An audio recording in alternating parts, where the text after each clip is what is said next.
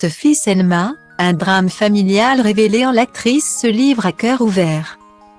Invitée en 2017 sur le plateau de l'émission Salut les Terriens face à Thierry Ardisson, Sophie Selma avait évoqué l'un des pires drames de sa vie, la mort de sa sœur. Devenue handicapée à la suite d'une crise cardiaque. Vous aviez une relation fusionnelle avec votre sœur. Vous faisiez toujours le clown pour elle et c'est comme ça que vous avez finalement appris à jouer la comédie. C'est pour la faire marrer, avait indiqué l'animateur, ému devant le lien si fort qu'il semble exister entre les deux sœurs.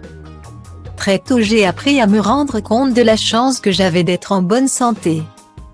Et c'est vrai que très vite, j'ai eu le goût du spectacle parce que l'idée, c'était de la distraire, avait-elle répondu.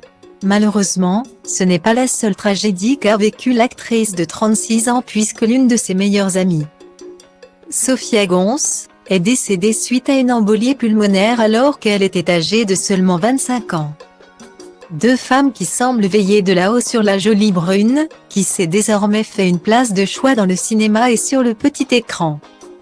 Après plusieurs petites apparitions télévisées notamment dans Le Frère que je n'ai pas eu, Un flic, Trop jeune pour toi ou encore La Maison des Rocheville, l'actrice avait eu son premier grand rôle dans le film Case départ de Lionel Stocketté dans lequel elle jouait aux côtés de Fabrice Eboué et Thomas Gijol, 2011.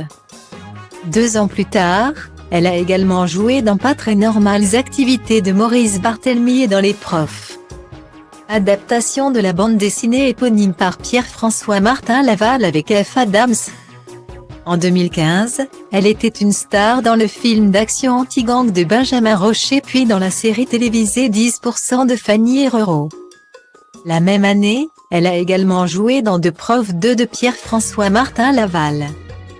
Bientôt de retour dans la création phénomène de Netflix, Balle perdue 2, disponible depuis le 10 novembre 2022. La comédienne y incarne l'un des rôles principaux, celui de Julia. 2 ans après le carton du premier Balle perdue, le Guillaume Pierret a réalisé la suite de ce film, réapparu à 4 reprises dans le top 10 des films non anglophones les plus vus de Netflix. Ça fait extrêmement plaisir. Mais tout cela est très virtuel, parce que j'échange surtout sur les réseaux avec des gens du monde entier. Après la sortie du film en France, il y a eu une vague d'Américains qui l'ont découvert au fur et à mesure et qui se le recommandaient. Le film existe toujours. Il y a plein de gens qui prennent plaisir à le remater, avait indiqué avec émotion le réalisateur auprès des journalistes de BFM TV.